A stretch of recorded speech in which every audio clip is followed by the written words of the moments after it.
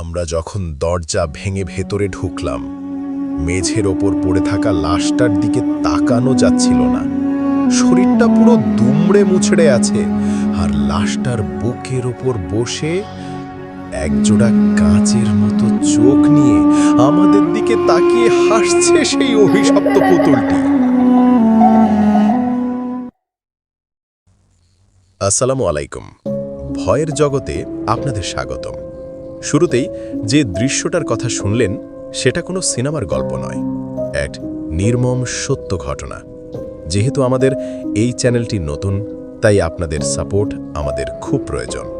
এখনই সাবস্ক্রাইব বাটনটি চেপে দিন আর বেল আইকনটি অন করে রাখুন, যাতে পরবর্তী ভয়ের ডোজ মিস না করেন।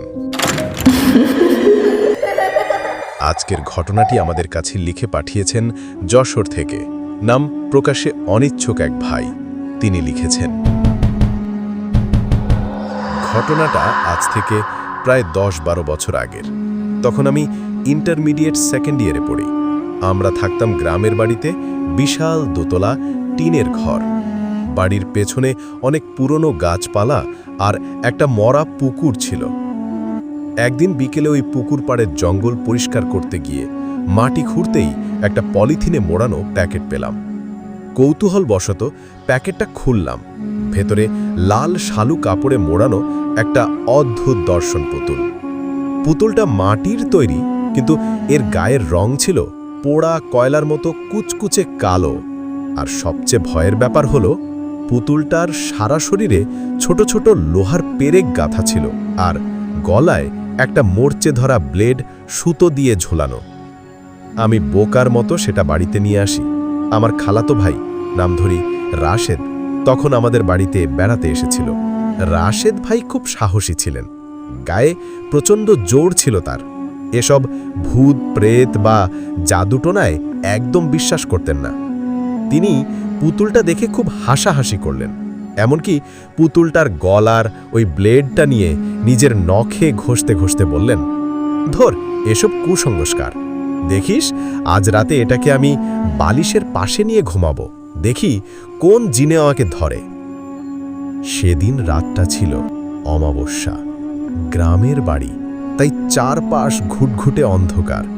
রাশেদ ভাই আমার পাশের ঘরেই শুয়েছিলেন, সাথে সেই পুতুলটাও।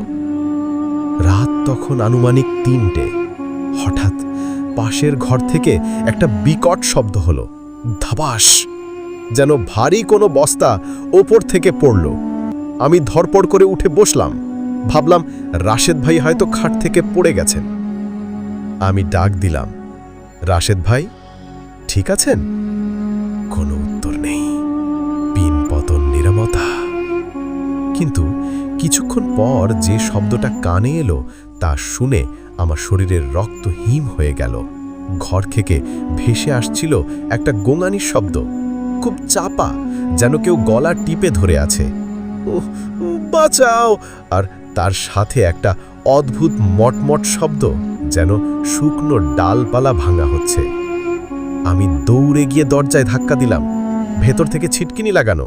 আমি চিৎকার করে বাড়ির সবাইকে ডাকলাম। আমরা সবাই মিলে ধাক্কা দিয়ে দরজাটা ভাঙলাম। লাইট জ্বালতেই যে দৃশ্য দেখলাম, তা আমি আমৃত্যু ভুলব না। ঘরের ঠিক মাঝখানে সিলিং ফ্যানের সাথে রাশেদ ভাইয়ের দেহটা ঝুলছে, কিন্তু তিনি গলায় দড়ি দেননি। তার নিজের পরনে লুঙ্গি দিয়েই তাকে ফ্যানের সাথে পেঁচিয়ে রাখা হয়েছে। সবচেয়ে ভয়ানক দৃশ্য ছিল তার শরীরের অবস্থা। তার ঘাটটা 180 ডিগ্রি ঘুরে একদম পেছনের পিঠের ওপর চলে গেছে, যা কোনো মানুষের পক্ষে স্বাভাবিকভাবে করা অসম্ভব। তার হাত পাগুলো এমনভাবে বাঁকানো ছিল, যেন কেউ নির্মমভাবে ধরে হাড়গুলো ভেঙে দুমড়ে মুচড়ে দিয়েছে। তার চোখ দুটো কোটর থেকে বেরিয়ে আসার উপক্রম, আর সেই চোখের মণিতে আটকে আছে চরম আতঙ্ক।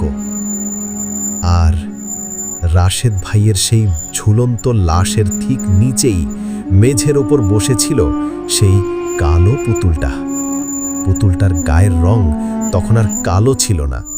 রাশেদ ভাইয়ের শরীর থেকে টপ টপ করে পড়া রক্তে পুতুলটা ভিজে লাল হয়ে গিয়েছিল, আর ওই মরচে ধরা ব্লেডটা, সেটা পুতুলটার গলায় নয়, সেটা গাঁথা ছিল রাশেদ ভাইয়ের গলার ঠিক মাঝখানে। পুলিশ এসেছিল, পোস্টমর্টেম রিপোর্ট এসেছিল।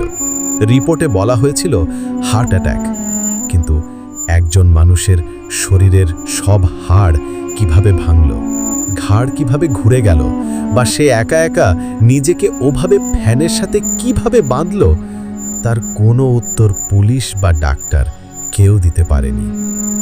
সেই ঘটনার পর আমরা ওই বাড়ি ছেড়ে দেই। পুতুলটাকে একজন হুজুর ডেকে পোড়ানো হয়েছিল, কিন্তু পোড়ানোর সময় পুতুলটা থেকে যে মানুষের মতো আর্তনাদ বের হয়েছিল তা আজও আমার কানে বাজে। রাশেদ ভাইয়ের সেই দুমড়ে যাওয়া লাশ আর রক্তমাখা পুতুলটা আজও আমাকে দুঃস্বপ্নে তাড়া করে। বন্ধুরা, কালো জাদু সত্যি নাকি মিথ্যা জানি না, তবে কিছু কিছু জিনিসের ব্যাখ্যা বিজ্ঞান দিতে পারে না। ঘটনাটি কেমন লাগলো কমেন্টে জানাবেন। সাবস্ক্রাইব করে আমাদের সাথেই থাকুন। দেখা হবে পরের ভিডিওতে। আল্লাহ হাফেজ।